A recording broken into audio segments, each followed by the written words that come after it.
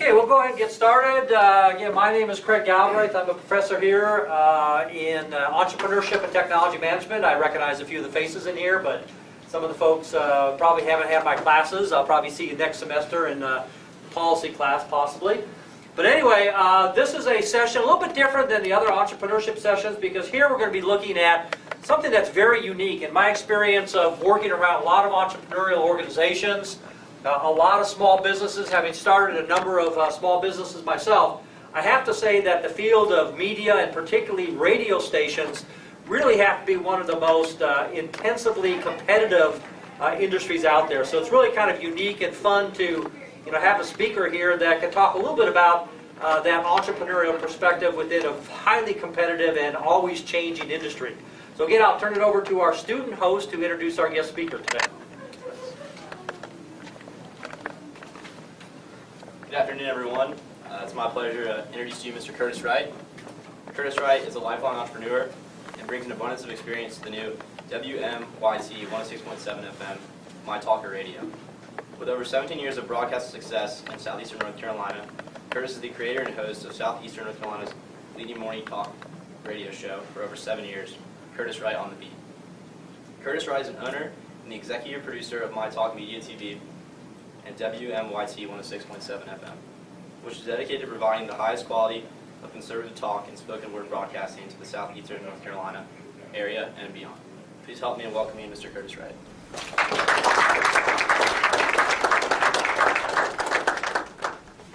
We're going to talk about entrepreneurship a little bit, maybe my background, but first I want to introduce some folks that are with me today because my experience for over 37 years as I call a lifelong entrepreneur because it's been so long I don't even remember what it's like to really work for someone else. And that is my partner George Bell, who's our general manager, and he handles our management and sales. And my daughter, who's here, has come from college and back from Europe and is now physically running our new radio station and our company, doing all the creative work and production. She's our production director. And we have Mark with us, who's in our video unit. So that's part of our team. And it has been my experience for over 37 and a half years as an entrepreneur that it always is about a team and who you're working with. I wrote a note down here that you would probably hear things from people about being successful in business or being successful in entrepreneurs about surrounding yourself with good people. It's a great phrase and it's used a lot. Now, it's actually about surrounding yourself with people who share your passion and your vision. And you've heard that today, passion from Chuck Whitlock. And it's about the passion, your vision, and one other thing, loyalty. Loyalty to that vision, because it all comes back to that. Every dot is connected, and they're connected back to the vision that an entrepreneur has in what they want to accomplish. And it's, for me, always been about risk as well. Because if you truly believe and you're passionate about it, if you actually sat down and really thought a lot of the things that entrepreneurs do, or I've done in my life through, you probably may not have done 3/4 of them. But that's what it's about. It's about reaching, it's about risk, it's about a vision, it's about trying to create something. Dr. Craig Galbraith, and we'll talk about broadcasting. I guess I should tell you a little bit when I say lifelong. I was 25, 26 years old. I had had a great opportunity working for the Lockheed Corporation in Burbank. Like a lot of young people who were in Southern California, I'd come out of college with a music degree, a music education degree from a very fine school of music. Translating that to business is, well, you could have been a Coke salesman. So I had to talk my way into some of the largest law firms in Los Angeles. I was an administrator, and that's really part of a big component of who I've been all these years. I was a manager. I was someone that could get things done, a project manager. Before that, in music, actually, I was a director. So I always told people that it translated for me, getting a lot of people with a lot of egos together to get them to do something and share a vision. And it's funny because all these years later, it is so clear to me to say that to you just like I did. Back then, I had to sell myself. It was the mid to late 70s, excuse me, in Los Angeles. And everything was possible. Get yourself out of bed, get your pants on, And believe me, you could change the world. You could definitely change your world. You could change the world. Opportunity abound in so many different ways. I was lucky to then ultimately go to Lockheed Corporation, where I was like 26 years old, and I was in charge of all their corporate facilities. Again, I had sold myself that I could do this. And I was hired actually to solve a problem, and that was their corporate headquarters they were building at the time. A tremendous opportunity there. I ended up in the office furniture business, planning offices, large corporations, Fortune 500. Our dealership was the largest office furniture dealership in the country at the time, and we had almost every major Fortune 500 company in Southern California. And again, I sold myself to my clients is I've seen a lot of businesses and I see how they work. How can you design an office if you don't get in there and find out how a company in an office works? It was a tremendous experience doing that. So there was this core set of skills that then I was approached by a group of older men who were in the later part of their careers who wanted to own their own business. You know, wow, I want to own my own business before I get so old I can't. Well, I was a young kid and I knew business planning, how to put together a strategic plan and things like that. And I was brought on as a partner and I actually sold the deal. I went to New York and sold the deal. And I was in that, and then from there I ultimately left those partners and started my own companies. About people telling you about your background, a lot of us, you'll hear us entrepreneurs, and I'm sure you're figuring this out, is we tell you because to me, the true essence of a successful entrepreneur, as it is with me as a talk show host, I believe this very strongly, is your life experience. It's your life experience. Because if you have as through your life, you have these core skills and life experience, you can bring that to bear, in my mind, on almost any industry. You just saw Chuck Whitlock talk. Look at all the different so-called, people would call those careers. But he has this core set of skills and experience and working with people. And there's a talent also that you need to develop. And that is, you may not agree with everybody you come in contact with, but take away from them whatever success they're sharing with you and the formula to their success. Again, you don't have to agree with it, but it is like sitting in a library. You know, I used to be a young man and I would hear people in California who started 15, 20, $50 million businesses. Well, why would I discount what they're telling me? I took what they told me, I tried to learn what they were trying to impart upon me, and then I would move on. And ultimately, I find myself many times in my lifetime or my career going back and thinking about that person and what they did and how they survived. Because an entrepreneur is also, I believe, someone who survives. Survives, like Chuck said at the end of his speech. The one thing I will always be proud of, and I am satisfied with, is that I was able to create things from the ground up, get together with others, and take that creation and vision into something real, and then see that happen. Today, a company that I started, which was the main company, the most successful company I had, is still in business 20 years later. And the young people that worked for me, that bought it from me, my employees, today have their children, and their children are now running that business, TX Office Installations in Dallas. And that to me is like, wow, that's cool. That's what it's all about. Something that nobody else wanted to do, and in a challenging situation when Los Angeles was failing in the office furniture business, and we went to Dallas. I made a deal at a table with a bunch of executives from a company called Steelcase. I don't know if any of you know Steelcase, the largest furniture manufacturer. And I talked them as a young man into giving me over $10 million worth of used furniture. It was 3 years old. And I told them I'm the only guy in the country that can take that from you and sell it. And like Chuck said, and by the way, I'll pay you as we take it out. And it was another great experience. It's all about experiences and vision and passion. In the radio business, as Dr. Craig Galbraith said, and he's one of our hosts on our station, it's a crazy business. I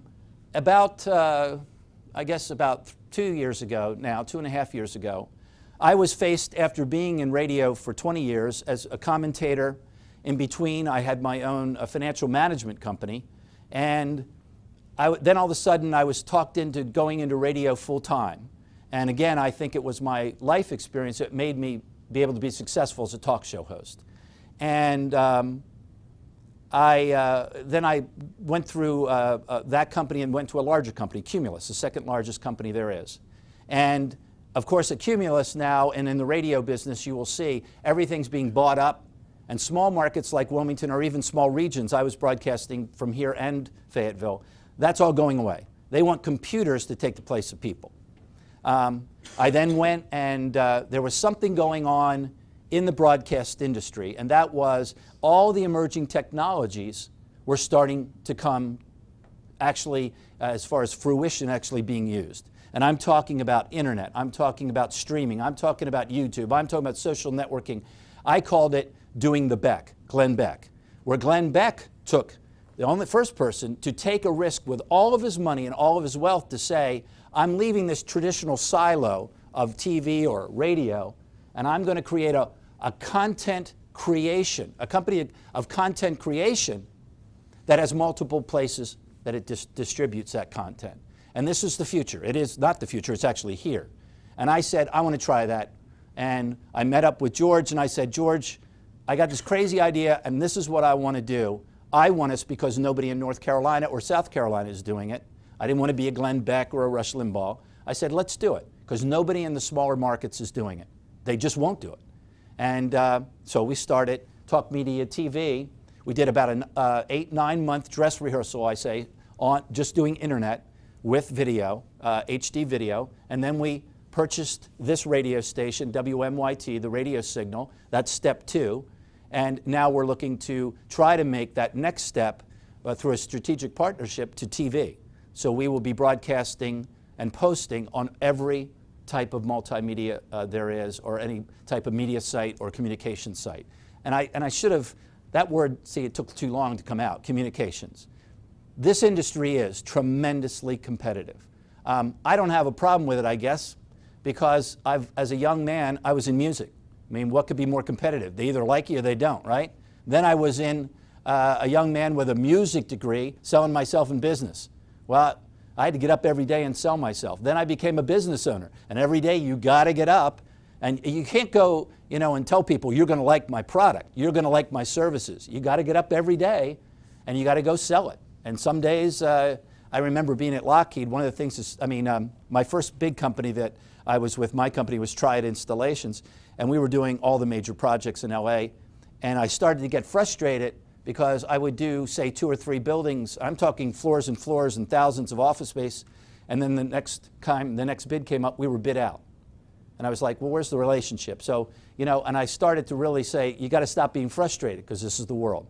You got to get up every day, and you got to go out and convince them one more time, and the next time, and the next time. You're going into sales and marketing.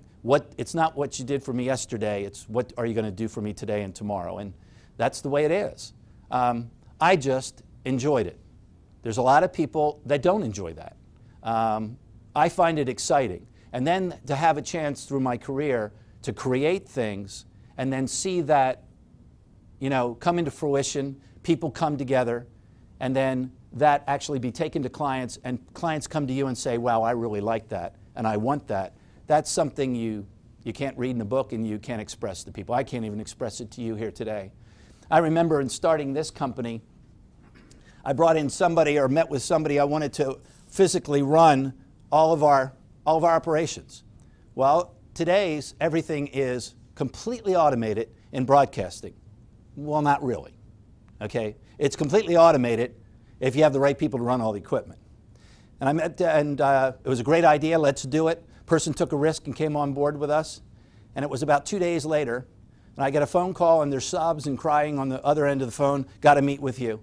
Came into the office right after we started, and the person's sobbing and crying. I just can't do this. Now, this is a person who's traveled the world, lived overseas, has a double degree. I'm talking about my daughter. And I sat down with her, and I started at that point, and I said, you can do it. You have done it already, things that are much more complex than this. You will do it. You'll figure it out.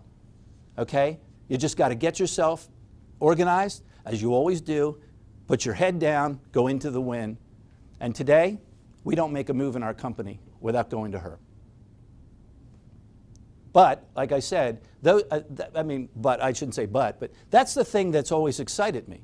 I can tell you that 20 years later, the people that I hired, and I can remember the days I hired them in my company, are running that company in Dallas today. You know, those are the things that that drive me as an entrepreneur. And again, when people look at entrepreneurs and say, they'll say to you, why are you doing this? Well, you know, what made you, it's about, one, do you have the passion for it? And passion isn't 9 to 5. When I was in Los Angeles, some of my friends I grew up with came to visit me, guys who were like my brothers.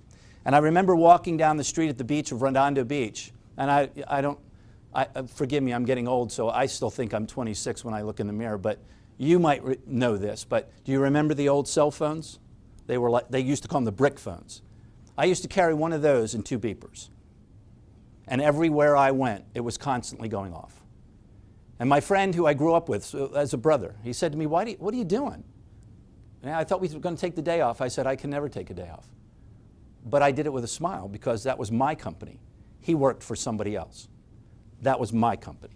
And I was okay with that. It wasn't like Chuck said in there. I can relate to what he said. I never looked at it as work.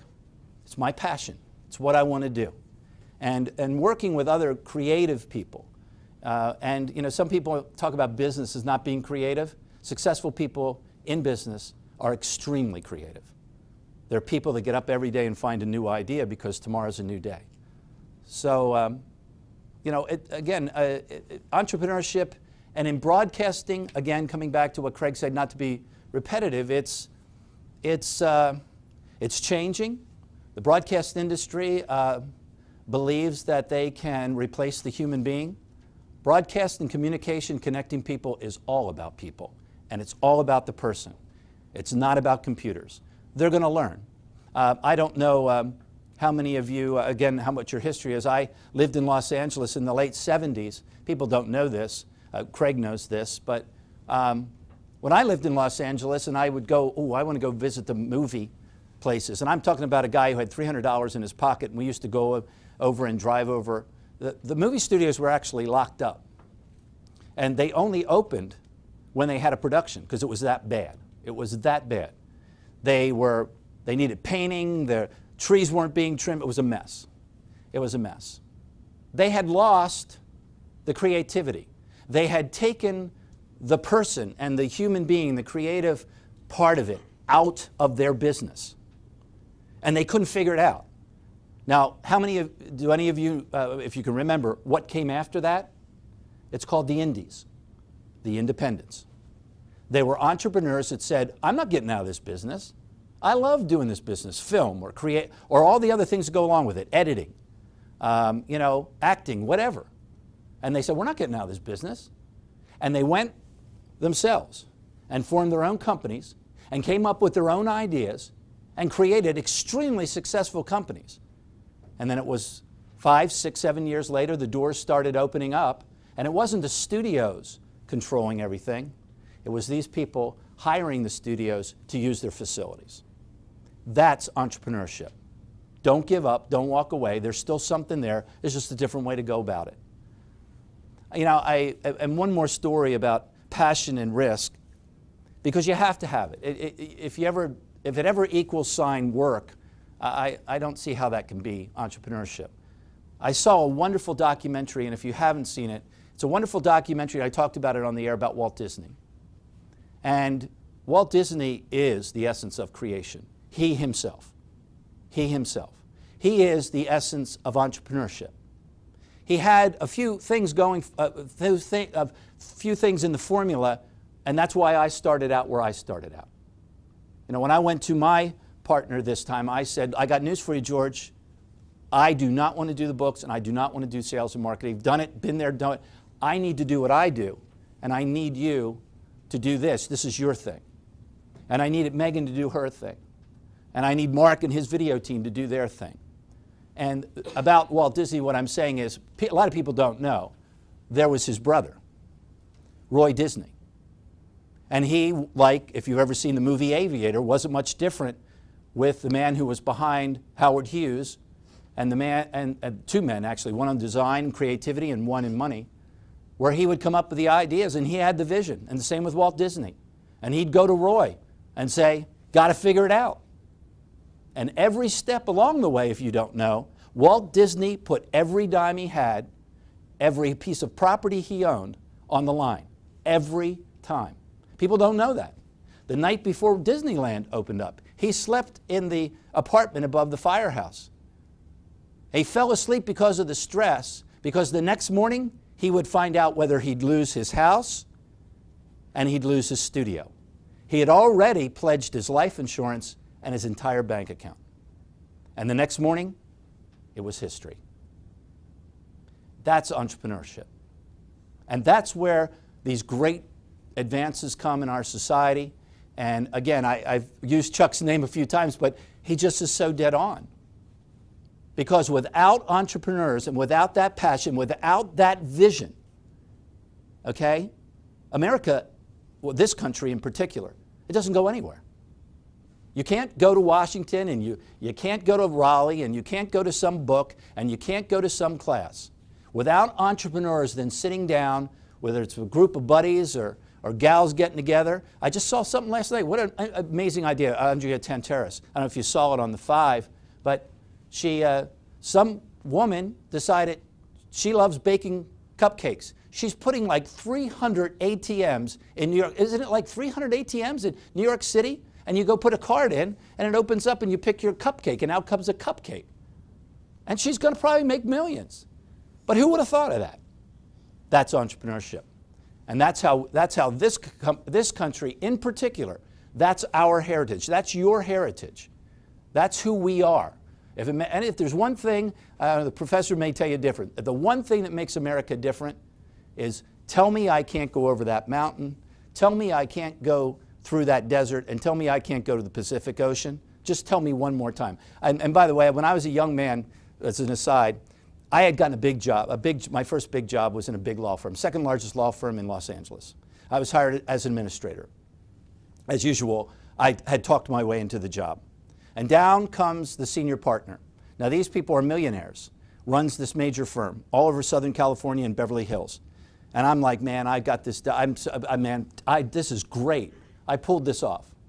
He comes down and looks me in the eye and says, who are you? I said, I'm your new administrator. I was hired by the team. He goes, you won't be here in 6 months. And I remember to this day going, oh yeah? 6 months later, I was the senior administrator of that firm. And in fact, I was then later hired by the courts in Los Angeles to shut that firm down. It's, a matter of fact, one of the only largest law firms that went into receivership. I was one of 2 people hired. David Ray, who did the DeLorean, hired me.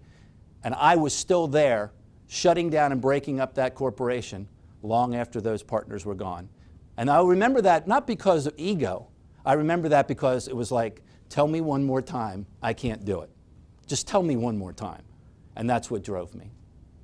So, in media and radio, today, it's the ultimate, to me, it's the ultimate, well, it's the end of my, it's the result of all my years together, all my experience, marketing, sales, management, process. And there's something I wanted to stress there, back to what I talked about team. A vision's great. And you've probably heard, you know, there's a million ideas that never make it off the ground. That's because that formula is not there. You know, they talk about strengths, what's your strengths and what's your weaknesses. I've never been really good at that kind of thing. Let me just tell you this. It takes a group of people that get together, have that passion, have that loyalty, have that vision. Because you need to do what you got to do, and that's the vision, the idea. And there's other people that are great, really great, at saying, I'm going to make sure that lights are paid, I'm going to make sure all the paperwork works, process. You cannot implement a vision or see that vision through unless you have a process. For me, it was second nature. I was an administrator, I was a manager. So process for me is like second hand. And then, you know, there's that other side, and that's the sales and marketing. And the sales, without the marketing, I should say it this way, marketing and sales. Without that marketing and sales, where you truly have people that are passionate, that understand, because like I said, they're the points. I always call it like, you know, everything's got to come back to that point. That point's your vision, everything you do. Whether it's a logo, whether it's what you say in a sales meeting, how you go call somebody on a phone, what you wear. I was telling, actually Chuck wants to come see our facilities in Wilmington. And I said, well, we got to get you to the facility to see it. Because to me, it's the old adage that I had in the furniture industry, get them to the showroom and you can close the deal with somebody. Okay? So our studios represent who we are and who we want to be. And there's people that go, oh, it's okay, you can just do this, you can do that, you can do that. No, no. Our whole studio, everything in it, comes back to our vision and who we want to be. And George can attest to this, and Megan can. Everybody that comes see our studio goes, wow, I get it. I get what you're all about. So, those people that are with you and the support around you, it's not just about good people. It's the right people who are committed to the vision and committed and loyal to making it happen. Again, feeling just like you do. Is there more I need to tell you about where we are? As you said, the broadcast industry in particular, I'll take your questions and answers. It's a crazy time. And I believe in broadcasting. I'm a broadcaster after all these years. I think I skipped over what I meant when I got together. I had to decide whether I was going to leave this industry and go on back to something else or on to something else. And I said no. Broadcasting, to me, is about people. It's about every listener. It's about things. Now, look, what we do, we can do conservative talk. We do spoken word. No, I don't do hip-hop, and I don't do music, and I don't do country, and I don't do that. You have a blue blazer on. Can you imagine somebody coming to you and say, oh, by the way, no more blue blazers in America?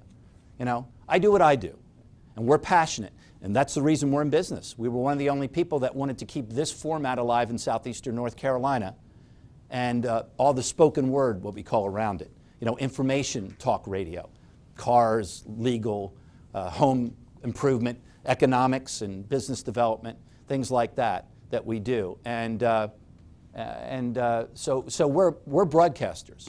We're about providing content to what we believe a group of people, an audience of people that we have studied, that want to hear, and advertisers want to advertise, and we ultimately can make money off that.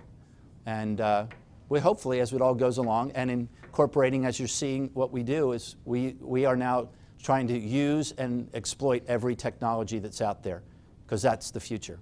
The future is we will no longer, I don't believe, in 5 years from now, we don't believe, that you will see WMYT 106.7 FM. It's already, if you buy a car, there's a screen, there's an app. 87% of the people today, and you are probably 90-some, 85 to 87% of the people across America today get all of their information off their smartphone, off their tablet, or off their computer. And cars they've already told the industry, 3-4 years from now, no more buttons, no more radio, you have an app. And that's where it's going. So we will be, to close it out, we will be what we want to be. We will be content creators, and how that's distributed will be on multi-platforms. Some people will get it in cable TV. Some people will get it through live streaming video. Some people will just listen to us through audio streams that we already have. It'll be, who knows what it's going to be in 5 years. We just don't know. But our idea is we're going to keep studying it and go with it. We also do, for marketing and sales, for those who are interested, an integral part of what we do every day, every hour, is social networking. Social networking marketing is where the focus is. Whatever we're doing on the air, we don't wait till the end of the day to post, or we don't do this. We try to make sure that that is all working, and it's not that easy to figure all that out, that we've got the time to do that, but we're figuring that out, that is always moving. Our social networking is connecting with all the people that we have. We have 30,000 some people listening to us just on their streams. We have about 12 to 15,000 people following us on Facebook while we're on the air. So, we're doing this interaction with them. And we're going to move soon to having hosts while they're on the air live, that they will start have the ability to interact. So there's a lot more to do. And again, as much as he's right, this is a crazy business to be in. To me, I think we've only tapped about that much of where it's going. So I wish the last thing I can say to you is I just wish I were 10 years younger, that's all. Because what you already have in your mind, I wish I could go and act on, and where the trends are going. So I hope that's been informative. And questions about the industry? Questions about what we've done? You know, quick question. You really kind of work at two different levels as an entrepreneur. One, you own a radio station, you own a multimedia asset. You had to put that together, you had to finance it, it's very expensive to do that. But you're also a radio talk show host. And that's in itself a competitive entrepreneurial experience because you're on 3 to 4 hours a day. 20 hours a week live, no script. You're live, and one of the things that I've learned is that unlike standing in front of a class where I can talk and give a lecture and I can look into your eyes and I can see if you're playing with the computer or your phone, when you're in that studio and you're trying to keep folks entertained 3 to 4 hours a day, the only thing that's in front of you is a microphone. How do you do that? How do you know if you're connecting to your audience? It's strange because I do view myself different than many the talk show hosts that I've run into at the local, at more regional local level. I'm in a bubble. I'm in my own world. I visualize, I've got like 5 screens in front of me. I've got news, national news, local news on my 2 big screens. I've got 3 screens in front of me for news. I guess I should have said this, that one of the things about my entrepreneurship resume is I'm ADHD. I believe that because there's nobody that could be able to do all this. And when someone messes up my environment, I have an environment, and people used to make fun of me. I come into the studio, I have a habit. How do I set up? I need to get myself into the zone because I have to go into that world because I do visualize people in my mind when I'm broadcasting. Well, I have to because if I don't visualize them, then I won't be able to connect through that wire or through that signal. You have to do that. And to be honest with you, and Mark will know this, I used to have a TV show for 2.5 years here, 3 years on WWAY. And I have to tell you, I'm kind of like Rush Limbaugh a little bit in that sense. I didn't necessarily like it as much. The video I have to get used to again because actually going into my own world and creating that, and of course we have callers that call in live, but I don't know, it's what you got to do mentally. And it's maybe it's a little weird, maybe there's something a little strange up there, but that's what you have to do. Because, I mean, if you're just sitting there lecturing on a radio show, forget it, they're not listening. We call it the click. They're clicking off, and that'll kill you. That kills you overnight. You gotta be able to reach through that wire or through whatever you're broadcasting it out on and hit that person and touch that person. It's something that's taken me a long time to learn. It's easier for me, I thought today, I was going to tell you I don't like lecturing. I have a much better time on radio, live, and standing in a group of 1,100, 1,200 people just off the cuff speaking than I do trying to look, I wrote notes. How many times, Megan, over 20 years has your dad written notes to go on the air? Take a guess, 0. I do 20 hours off the cuff. I'd rather do that. When I do video, I have to have a script, and it really messes me up. It really messes me up. So there may be a lot of folks here interested in getting into broadcasting. These mostly business students, obviously, many entrepreneurship students. What would be your recommendation for folks that are business-oriented, entrepreneurial-oriented, to get into radio broadcasting, TV broadcasting, multimedia type of industries or businesses? Well, I have to tell you, there's a lot of different areas. Well, first of all, you have to have a passion for broadcasting, even if you don't have any experience in it. It's got to be something that you say, hey, I want to do that. Megan will probably Megan actually worked in high school for us at another station and then went on to college and worked in radio. So for her, she's known it since, that's my crazy thing my dad does, and then he got me a job. Well, actually, Megan was one of the best producers we had, even in high school.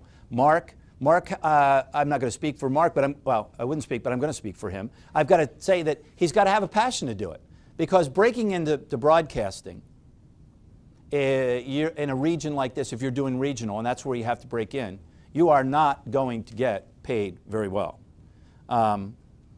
It's just that's the way it is. And with the radio station owners, especially with the large guys. And that's sad. Now, there's one thing that I'm proud of, but I'm only proud of it because of what she's done. I wasn't able to have the time to do it. Megan, we actually had an intern program. Mark started with us as an intern and then and then got paid. We have Ryan now at Cape Fear Community College, multimedia major. I don't know if that's what you call your major, but both of those, I'm very proud that we are bringing people, this is their thing they want to do in their life in. And I've always wanted to do that. So I thank her almost every day, thank her for doing that, because I think that's so cool. I think as entrepreneurs, that is something, people donate to all kinds of things, and so do we, and people have, but doing that, I think, is an extremely important part of being an entrepreneur. To look for people and bring them into that industry and give them that opportunity to do something. And the way I've always worked with the employees that I brought in, like I said, I'm proud that the guys I brought into the furniture industry and people who wanted to do that, they're running and owning that company today. That to me is the ultimate, like, wow, that's I did it. That's the pat on the back I give myself. I hope that Mark gets experience with us, that he can then put that on his resume and he might take the next leap. But I will tell you this, kind of strange being here. When I was a young guy in LA, I don't know, have you ever seen kind of like the movie where the director or somebody comes up to the young actor and says, "Hey kid, can you do this?" And the guy goes, "Yeah, I can do it." Well, that was me. I always had 6 things in my pocket. If someone said I can do that, I can do that. And if somebody said, "You ought to call this guy because they're looking for somebody," I did that because I was passionate. This was my thing. This is what I wanted to do. The thing that I find here in Wilmington that's been weird for me for a number of years is we have gone to tell people who get into the business and say, "Oh, yeah, I want to go on. I want to do voice work or I want to do production." And I say, "Well, we got a connection in New York. Give them a call." When you're up there, I had a friend of mine here in town that's on the radio, a young guy. I said, "Look, he just won 2 Emmys. Go see this guy." I would have slept on that guy's doorstep. Never went. Never went. And I'm like, "What do you mean you never went? 3 times you could have gone." Yeah, and that's the thing. The thing about broadcasting, and maybe it's easy for me to say that because I took $300 in my pocket and took off for California and didn't look back. But you got to go where you got to go. And if you want to be good, you got to go where you got to go. And I'm not saying that there's not opportunities here in southeastern North Carolina, and probably better opportunities in Raleigh. But you got to go where you got to go, because even well, again, it's like being an entrepreneur. I always looked at myself since I was 25 years old as a subcontract employee. That's probably why I just went right into being a business owner, because I was constantly building my company called Curtis Wright, for no matter what would happen, I would survive and go to the next thing. I didn't look at myself as an employee, and sometimes I got myself in trouble because of that, but I didn't. I was building me so that I would have value to whatever I wanted to go to. And so a couple things. If you're interested in this industry, then you need to get in there, and you're going to, guess what? You're going to have to roll up your sleeves and get the experience. Because once you get the experience and you show somebody you can do it, then you can go on. I have never, ever, ever, ever, and any employee I ever had, but except for her, if you leave, then we have already decided where she's going to be buried. But I have never, ever, ever, an employee comes to me and said, "I'm going to go, I've got this opportunity." It's always been, "Well, then how can I help you?" Because, it's always, you don't know where that person's going to someday. Me, I wanted to get out of my company. After, I don't know, how many years did I have it? 10, 12 years. I wanted to finally just get away from it. And my employees came to me. Not only did they come to me to move to Dallas from Los Angeles, I was in a hotel, I can still remember having the drink going, "What are you talking about, Chris?" He says, "We've all gotten together and we've decided there's better business in Dallas and we want to move the company." And I was like, "Say again?" And they all moved with one person. And then they came to me after I was traveling back and forth and they knew I wasn't happy, said to me, "We'd like to buy the company." And I said, "I'll be down there tomorrow." And I was proud of that. But I don't know. I really truly believe that entrepreneurs who are really entrepreneurs at heart and love to see other people, that they would always one, help those people to find other opportunities. But if you want to get in broadcasting, you got to get in wherever you can get in, and you got to go show people your stuff. And when I talked to you about those few disappointments, I could spot right away that they didn't have the passion. They didn't have the passion. They had the 9 to 5. And, well, that's not the same thing. And, I mean, this girl here, we have to actually tell her to go home, or otherwise we're going to have to call a doctor. Okay? Her passion for her work and her things she's creating, and not because she's my daughter, believe me, she's blown my mind. It's like, you know, you just got to stop at some point, or you got to take a break. And that's, you know, you can't buy that. So if you show somebody that, trust me, you'll be successful. Whether it's, and you'll ultimately end up owning your own business, I believe. When you have that kind of drive, it's a tough business, but it's experience. Mark can tell you this, and we're learning right now. We're relaunching this video unit. Every project to us is a learning experience, and we'll get better, and we'll get better, and we'll get better, and from that we'll get more business. So very competitive, very tough, and you have to be very dedicated to it. Passion. Questions? I'm just going to add something real quick since he keeps pointing to me. Hi, I'm Megan. I'm the daughter he keeps talking about. I didn't cry because I didn't want to do it. Anyway, what I have learned, and I graduated college 3 years ago. I can't believe it's been that long, but it seems like a long time. I got my degree in French and international affairs. Let me tell you the two most useless things you can get your degree in, and that is that. I really should have gotten a business degree. You guys are all very smart people. I always thought I wanted to speak French, I wanted to do this, I wanted to do that, and I had my vision of where I wanted to go. Well, life has other visions for you. You're going to get things that are going to land in your lap, and my dad will tell you this because that's where it comes from. Both of our opportunities have come from things.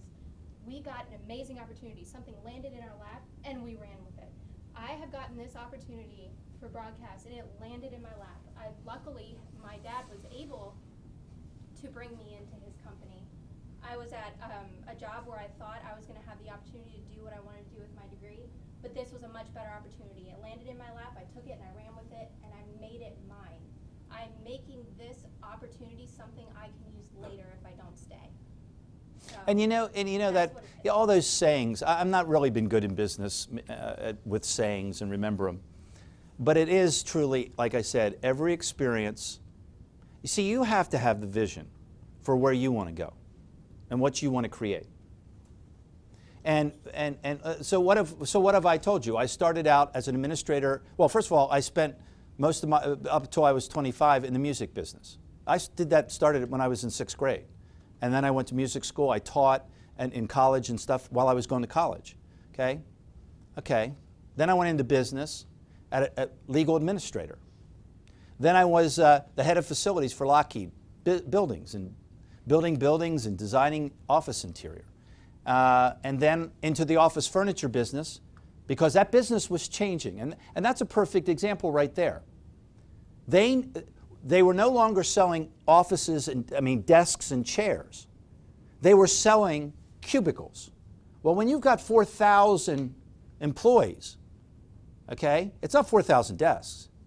It's 2 million parts that have to be planned, designed, then they have to be put into a manufacturing schedule that come out in the right way out of that factory, shipped in the right way, because trust me, getting on a job site and you're building 4,000 workstations and they've shipped you the overhead containers and no panels, trust me, you're in big trouble. You're out of business. So I took all my organizational, all my, all the things that I had done, and this new emerging business, project management in the office furniture business. And I became the first, what was a professional, director of professional services in the office furniture business. Why? Because I was organized, that's all. I had been around. I was organized. And I had a passion to take my skills and do it. And then I took the next step after that, when the businesses collapsed and the industry collapsed. Well, you know where all the money was? In labor, in installation. I started an installation firm. It was a $3 million installation firm. You know how much furniture you got to sell to get $3 million worth of installation? And we had a really high profit margin because we were really good at what we did. Everything, we put whatever little, and I think back now about the technology, and it's like the guy landing on the moon. I mean, we did automated billing. We did automated work schedules. We did labor labor loading on job sites and stuff. Well, where did you come up with that? I remember my mother saying, "Where'd you come up with all this stuff?" Hey, Mom, I've been around. You know, I didn't go home. I had an office in the Design Center in Los Angeles, and I was 27 years old. I didn't go home at night and go drinking with my buddies. Well, I didn't have buddies that did that, but I mean, I didn't go home drinking and watch TV and say, "Man, I'm tired." I was up in the Designers Club 4 nights a week. Why? Because all the guys in the industry were up there, the guys who really knew what they were doing. And I got to know them, and they would share with me all their experience. And that's, you know, but it wasn't, again, work to me. It was like, wow, this is great, man. See, I didn't go to college for my MBA or my PhD. I got my MBA and PhD in the field. And that's important too. There was a note I had here, mentors. Without mentors, I don't believe any entrepreneur ever succeeds. I've met people that call themselves entrepreneurs that say they have never gotten anything from anybody but themselves. Trust me. Soon they'll be out of business, and definitely you don't want to do business with them because they're not collaborative. They're not respective of you. I love the guys who are mentors. And you should be. When you own your own businesses, you should be a mentor to the next generation behind you. You know, it's that funny thing. Don't ever be afraid of people you bring in and bring up. Don't ever be afraid of that. Because guess what? Where are you going when they're coming in and going up? You're going up. And trust me, you learn a lot from your employees too when you have that kind of creative atmosphere. Because things happen and things get done and things work in such a way that, you know, my first partner, they just will never know. My first partner that I had was a young man who I bought the company, and then he was there, so we all worked it out that he was going to be a partner. And this is how, because he had no experience, he managed. He told everybody on our cruise, and we had 160 men, what to do. There's only one problem. Because of the way he was, when he wasn't there, they had gotten into the habit of, well, I ain't doing it unless he tells me to do it. Well, that's great. 160 men all over Southern California, and he's not around? Well, nobody did anything. And my management thing was, you shouldn't at some point really need me for 90% of what you do. That's when you're successful and the company's successful. So think about that. Who do you want to be also as an entrepreneur? Always be a teacher. Always be a student, I should say, first, and always be a teacher all your life. Because there's always something to learn, and there's always somebody you should be teaching what you're doing to go to the next level. All right, great. Well, thank you very much. I hope you enjoyed it. Here we have a gift, Cameron School of Business gift for Curtis here. So is this a mug? Yeah, I'm sure it is. So when you're on the air, you could be sipping Cameron School of Business or advertising Cameron School of Business. So, well, thank you for having me. Thank you very much. Okay. Thank you for coming.